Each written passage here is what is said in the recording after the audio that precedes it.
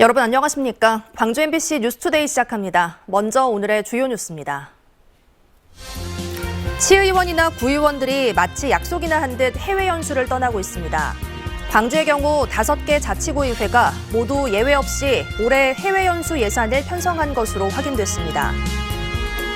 2019년 이후 4년 만에 실내 마스크 착용 의무 없이 대면 입학식이 열렸습니다. 일부 학교에서는 입학식과 함께 책 읽어주기 등 이색적인 프로그램을 진행하기도 했습니다. 10년 만에 다시 열리는 순천국제정원박람회 성공을 위해 순천 시민들도 분주하게 준비하고 있습니다. 광주지검이 중고등학교 교복 납품과 담합 의혹을 받는 광주 지역의 납품업체 22곳을 압수수색했습니다. 나주시와 한국지역난방공사의 SRF 열병합발전소를 둘러싼 법적 공방이 6년 만에 일단락됐습니다. 광주에서 발생한 폐기물 고형 연료인 SRF를 사용한 열병합발전소는 지난해부터 이미 가동되고 있습니다. 보도에 우종훈 기자입니다. 나주 혁신도시에 열병합발전소가 지어진 지난 2017년부터 가동할지를 두고 나주시와 난방공사가 벌여온 법적 다툼이 일단락됐습니다. 나주시는 광주에서 들어오는 폐기물 고형 연료인 SRF의 품질 불량을 이유로 이를 못쓰게 한 결정이 옳았다는 소송을 멈추고 난방공사는 나주시 공무원의 결정에 따른 손해를 배상하라는 소송을 취소하기로 협의한 결과입니다. 법적인 분쟁보다 원만한 합의와 조정을 통해 시민의 환경권과 건강권을 확보하는 것이 최선의 방도라고 생각해요. 지난해 나주시는 광주에서 생산된 SRF 품질 문제를 둔 1심에서 졌을 때만 해도 다퉈볼 여지가 있다며 즉각 항소했지만 올해 들어 열린 1차 변론에서 항소심 재판부 입장도 이전 재판부와 다르지 않아 실익이 없다고 판단했습니다. 즉, 더 늦기 전에 난방공사와 협상이라도 벌여 차선책을 찾자는 겁니다. 결국은 이제 공무원들의 손배소가 엮여 있기 때문에 실익이 없다고 해서 취소한 건데 결국 나주 시민의 건강과 안전은 무시한 채. 한편 나주 열병합 발전소는 발전소 가동을 거부한 나주시 결정이 잘못됐다는 대법원 판단에 따라 이미 1년 전부터 정상 가동하고 있습니다. 6년에 걸친 소송이 모두 끝났지만 과제는 남았습니다. 난방공사는 현재 광주에서 하루 200톤씩 받고 있는 폐기물 고형 연료로는 정상 가동이 힘들다며 전남 지역에서 발생한 SRF의 반입 확대가 필요하다는 입장입니다. 나주시는 발전소 주변 주민들의 건강 상태 조사와 주민들로 구성된 환경감시단에 SRF 품질 검증을 난방공사에 요구한다는 계획이어서 양측은 협의 기구를 꾸려 향후 대책을 논의할 예정입니다. MBC 뉴스 우종훈입니다. 광주 제2순환도로 지산나들목의 위험도 평가 용역 결과가 오는 7일에 발표됩니다. 용역을 수행 중인 서울시립대 산학협력단은 앞서 중간 보고회를 통해 모의 실험 결과 현 도로 구조와 안전시설물로는 교통사고 위험과 발생 가능성이 높다는 평가를 내놓은 바 있습니다. 총 사업비 77억 원이 투입된 지산나들목 진출로 공사는 지난 2021년 11월 완공됐지만 일반적인 진출로 형태와 달리 좌측으로 설계된 탓에 교통사고 위험이 크다는 이유로 현재까지 개통이 보류된 상태입니다. 영산강 하천수를 끌어올려 광주 시민들의 식수로 활용하는 사업이 어제부터 본격 시작됐습니다. 광주시는 이번 영산강 취수 사업을 통해 하루 3만 톤의 수돗물을 확보할 수 있을 것으로 기대하고 있습니다. 한편 한화진 환경부 장관은 오늘 용현 정수장을 찾아 광주 지역의 물 부족 현황을 점검할 예정입니다. 기온 변화가 참 변덕스러운 요즘입니다. 오늘 아침까지는 추위가 이어집니다. 따뜻한 옷차림으로 나서시는 게 좋겠습니다. 자세한 기온 살펴보시면 오늘 광주의 아침 기온 영하 2도 안팎으로 어제보다 4도가량 낮은 기온으로 출발했습니다. 반면 오늘 낮부터는 추위가 차츰 풀리겠습니다. 한낮 기온은 14도 안팎까지 올라서면서 어제보다 7도가량 높은 기온 예상되고요. 그만큼 일교차는 크게 벌어지겠습니다. 수일째 건조 건조특보가 이어지고 있습니다. 광주와 전남 동부 지역을 중심으로 건조주의보가 발효 중인 상태입니다. 화재 사고에 대한 경각심 늦추면 안 되겠습니다. 오늘 하늘은 내내 맑겠습니다. 미세먼지 농도도 좋은 수준 유지하겠습니다. 기온이 높게 오르는 낮 동안 특히 바깥 활동하기 좋겠습니다. 날씨 정보였습니다. 시의원이나 구의원들이 약속이나 한 듯 해외로 나가고 있습니다. 광주의 경우 5개 자치구의회가 모두 예외 없이 올해 해외 연수 예산을 편성한 것으로 확인됐습니다. 김영창 기자가 취재했습니다. 광주 북구의회는 오는 19일부터 두 팀으로 나눠 해외 연수를 떠납니다. 한 팀은 3천여만 원의 예산을 들여 7박 9일 일정으로 독일과 체코, 오스트리아를 방문하고 나머지 팀은 1,200여만 원으로 3박 5일 동안 싱가포르 곳곳을 들여다볼 예정입니다. 도시재생, 관광산업 활성화와 선진지방의회 제도를 배우겠다는 취지입니다. 그동안 이제 코로나 때문에도 못 갔지만은 이번에는 좀 저희도 준비를 좀 많이 했습니다. 네. 매번 이제 이런 부분이 언급되다 보니까 프로그램을 되도록 알차게 해서. 광주 서구의회도 다음 달 초부터 프랑스와 스페인 등 유럽을 중심으로 해외 연수를 다녀올 예정입니다. 남구, 동구, 광산구 의회에도 해외 연수 예산을 세우고 해외 연수 일정을 조율하고 있는데 광주 5개 자치구가 모두 해외로 연수를 가는 셈입니다. 해외 연수 물꼬는 광주시의회가 텄습니다. 지난해 12월 광주시의원 10명은 광주 지역 최대 현안인 복합 쇼핑몰 선진지를 보겠다며 싱가포르를 다녀왔습니다. 지금도 광주시의원 3명이 국회의원을 따라서 프랑스와 네덜란드를 다니고 있는 중입니다. 예외 없이 너도 나도 나가는 해외 연수. 지역 의원들은 보고 배워 오겠다고 다짐하지만 공부만 하고 오는 것은 아닙니다. 광주 북구의회의 경우 싱가포르 마지막 날 일정을 대표적인 휴양지인 센토사 섬으로 잡았습니다. 문제는 그게 매년 반복되고 있다는 거는 그런 식의 사업을 통해서 축적된 결과물들이 없기 때문에. 안 그래도 비싼 금리와 유가, 물가로 고통받고 있는 와중에 너도 나도 나가는 의원님들의 해외 연수를 바라보는 시민들의 시선이 고울 리 없습니다.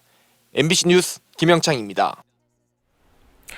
2023학년도 새 학기가 시작됐습니다. 4년 만에 실내 마스크 착용 의무 없이 대면 입학식이 열렸는데요. 일부 학교에서는 입학식과 함께 책 읽어주기 등 이색적인 프로그램을 진행했습니다. 박종호 기자의 보도입니다. 학생들이 꽃을 손에 들고 빨간색 길을 걸어갑니다. 입학식을 맞아 학교에서 아이들을 위해 준비한 선물입니다. 코로나19로 그동안 교실에서 진행됐던 입학식이 올해는 강당에서 열렸습니다. 4년 만에 열린 대면 입학식에 아이들은 물론 학부모님들의 얼굴에도 웃음꽃이 폈습니다. 부모님이랑 같이 걸어봐야지 기분이 좋아서 날아갈 것 같아요. 마음이 두근거리고 그다음에 졸업을 한다니 너무 엄청 놀라는 신세이래요. 마스크 착용 의무화가 해제됐지만 아직은 어색하고 조심스러운지 대부분 마스크를 착용했습니다. 코로나19 시기에는 상상도 못했던 입학을 축하하는 다양한 행사도 마련됐습니다. 오케스트라의 공연으로 입학식 분위기가 고조됐고 교장 선생님의 동화책 읽어주기, 풍선 퍼포먼스 등은 즐거운 학교 생활에 대한 학생과 학부모들의 기대감을 높여줬습니다. 코로나로 인해서 계속 이제 입학식도 그러고 졸업식도 못하고 그래서 아쉬웠었는데 이제 코로나가 해제되고 해가지고 이렇게 아이들과 함께 입학식도 보고 하니까 너무 좋은 시간이었던 것 같아요. 전남 곳곳에서 대면 입학식이 열렸는데 특히 소규모 학교들의 입학식은 더욱 반가웠습니다. 해남과 강진 등 전남 11개 시군 15개 초중학교에서는 농산어촌 유학생 23명이 입학했습니다. 1학년 2명이 입학한 섬 지역 학교에서는 입학생들에게 연필 등 문구류를 선물하기도 했습니다. 코로나19로 4년 만에 열린 입학식.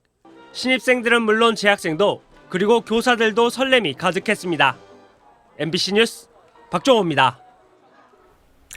검찰이 중고등학교 교복 납품가 담합 의혹을 받는 광주 지역의 납품업체 22곳을 압수수색했습니다. 광주지검 반부패 강력수사부는 입찰 방해 혐의를 받고 있는 광주 교복대리점 22곳과 점주 자택 등지의 수사관을 보내 입찰 자료와 통신 기록 등을 압수수색했습니다. 이들은 지난 2021년부터 올해 초까지 광주 중고등학교들이 발주한 교복 공동 구매 과정에서 총 41차례에 걸쳐 낙찰자와 입찰 금액을 담합한 혐의를 받고 있습니다. 어제 새벽 5시쯤 광주 북구 일곡동의 한 아파트 14층에서 불이 나 주민 8명이 대피했고 이 가운데 3명이 연기를 흡입해 병원으로 이송됐습니다. 불은 10여 분 만에 꺼졌지만 아파트 복도와 집 내부가 일부 탔습니다. 경찰과 소방당국은 화재 발생 전 CCTV 복도에서 누군가가 지나가는 모습이 찍힌 점으로 미뤄 인화성 물질을 이용해 불을 냈을 가능성에 무게를 두고 정확한 화재 원인을 조사하고 있습니다. 어제 오후 6시쯤 광주시 북구 중흥동의 한 아파트 인근 철도에서 40대 여성 1명이 송정리에서 광주역으로 가던 셔틀 열차에 치여 숨졌습니다. 사고 현장을 수습하는 동안 셔틀 열차 운행이 중단됐고 경찰은 사망자의 신원과 정확한 사고 경위를 조사하고 있습니다.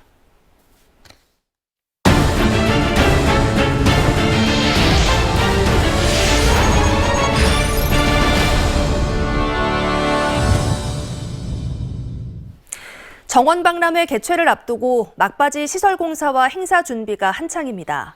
3월 한 달간 꽃을 심고 연출하는 작업과 개막식을 비롯해 여러 문화행사도 예행 연습에 들어가 800만 관람객을 맞을 준비에 나설 예정입니다. 보도에 유민호 기자입니다. 순천을 가로지르는 동천 위로 파란색 인공구조물이 떠올랐습니다. 국내 최초로 플로팅 공법이 적용된 물 위의 정원으로 개막식이 펼쳐질 장소입니다. 조성공사를 곧 마무리하고 동천과 어우러진 다양한 정원이 들어설 예정입니다. 홍수를 막기 위해 빗물을 저장하던 저류지는 사계절 푸른 오천 그린광장으로 변했습니다. 차량만 다녔던 아스팔트 도로도 그린 아일랜드로 탈바꿈해 잔디 심는 작업이 한창입니다. 개막 한 달을 앞두고 박람회장 곳곳에서 막바지 시설공사와 행사 준비가 한창입니다. 현재 박람회장 공정률은 85%를 기록하고 있습니다. 이번 달 초까지 기반 공사를 마무리하고 본격적으로 꽃을 심고 연출하는 작업이 시작됩니다. 개막식을 시작으로 여러 문화행사가 박람회 기간 내내 열리는 만큼 예행 연습도 집중적으로 이뤄집니다. 앞으로 남은 기간에는 만들어진 정원을 좀 더 디테일하게 고객을 위해서 완성도를 높일 것이고요. 그리고 다양한 고객 편의시설 또한 꼼꼼하게 점검해서 이번 박람회에서 주목해야 할 콘텐츠로 꼽히는 가든스테이 공사도 진행 중입니다. 아늑한 침구뿐 아니라 에어컨부터 샤워 공간까지 갖춰 정원과 더불어 편안하게 지낼 수 있는 공간입니다. 60만 평 정원에서 온전히 하루를 머무르다 가실 수 있는 가든스테이는 캐빈형 숙박동 35동에서 최대 100명까지 동시에 수용 가능하며 10년 만에 다시 찾아온 정원 박람회. 정원 규모는 커지고 내용은 풍성해지면서 그만큼 더 꼼꼼한 준비가 현장에서 이뤄지고 있습니다. MBC 뉴스 유민호입니다. 박람회장 안에서만 정원 박람회를 준비하는 건 아닙니다. 저마다의 방식으로 각자의 공간에서 박람회 성공 개최를 소망하는 마음으로 분주하게 움직이고 있는데요. 강서영 기자가 이들을 만나봤습니다. 겨울의 끝자락 아직 찬기가 가시지 않은 민가 앞 정원. 집주인 강동윤 씨가 바쁘게 꽃나무를 심고 있습니다. 강 씨는 10년 전 첫 번째 정원 박람회 이후 일반 시민에게 자신의 정원을 무료로 공개하고 있습니다. 특히 많은 손님이 찾아오는 정원 박람회를 한 달여 앞둔 지금 정원을 가꾸는 강 씨의 손놀림은 더 바빠지고 있습니다. 꼭 그게 막 그 정원을 멋있게 할 게 아니라 온 시민이 전체 가정에도 그에 못지않는 수준을 높이기 위해서 지금 굉장히 신경을 쓰고 있습니다. 다른 한편에선 시민들이 강의실에 모여 수업에 집중하느라 여념이 없습니다. 주변 시민과 관광객들에게 박람회를 안내하고 해설하기 위해 모인 시민 홍보단 인류 플래너입니다. 홍보단 시민들은 새로 바뀐 박람회장의 내용 하나조차 놓칠세라 수업 내내 눈빛을 반짝입니다. 국제규모 축제에 참여한다는 자부심으로 홍보단들의 열정은 어느 때보다 뜨겁습니다. 제가 살고 있는 아파트 앞에서 바로 축제가 열리는데 전 세계적으로 저도 뭔가 기여할 수 있지 않을까 해서 10년 만에 치러지는 대형 축제인 만큼 지역 내외에서 많은 관심과 기대를 받는 2023 순천만 국제정원 박람회.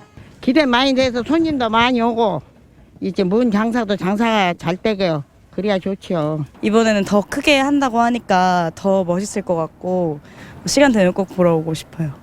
박람회 조직위도 일반 시민 3천여 명을 대상으로 개막식 초청 참여단을 모집하기 시작하면서 박람회 개최 분위기는 점점 더 무르익고 있습니다. MBC 뉴스 강서영입니다. 전라남도가 3월 봄나들이를 즐길 수 있는 추천 관광지로 목포 시화골목과 강진 백운동 원림 등 도내 4곳을 선정했습니다. 목포 서산동 시화골목 일대는 1970, 80년대 건물이 남아있는 복고풍 여행지로 목포 여행 필수 코스로 자리 잡았고 영화 1987 촬영지로도 유명합니다. 냉장고 등 가전을 제조하는 중견기업 위니아전자의 자회사인 위니아전자 매뉴팩처링이 수개월째 직원들의 임금을 제대로 지급하지 않고 있습니다. 여기에 인원을 조정한다는 구조조정 이야기까지 나오자 직원들이 강하게 반발하고 있습니다. 김초롱 기자의 보도입니다.